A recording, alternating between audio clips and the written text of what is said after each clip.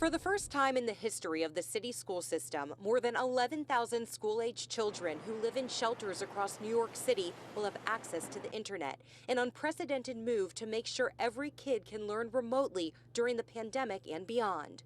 In order to go about and satisfy your responsibilities at work, at home, accessing maybe benefits that you need, that you have to have access to Wi-Fi. Beth Hoffmeister is a lawyer for the Legal Aid Society. Her legal team represents the homeless people who sued the city last year over the lack of Wi-Fi.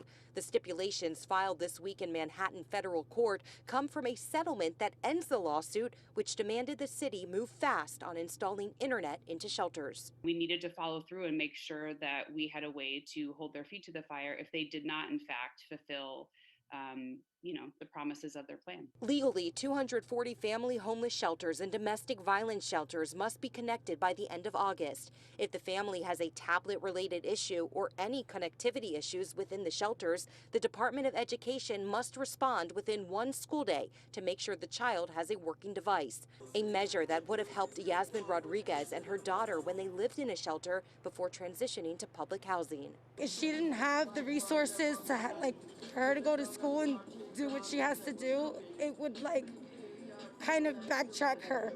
Instead of helping her move forward into the 4th grade, she would be backtracking into 2nd grade. Mayor Bill de Blasio supports the settlement and agrees Wi-Fi should be installed as quickly as possible. And in the meantime, we reached out to families and kids and made sure that they had alternatives because we wanted to keep kids learning. Some of these buildings are obviously real challenges, and the logistics have been a challenge, but we all agree that we need to get it done. If the city doesn't install the Wi-Fi by the end of August, it will be a violation of the court order, and the city will face penalties. In Harlem, Rebecca Solomon, Pix 11 News.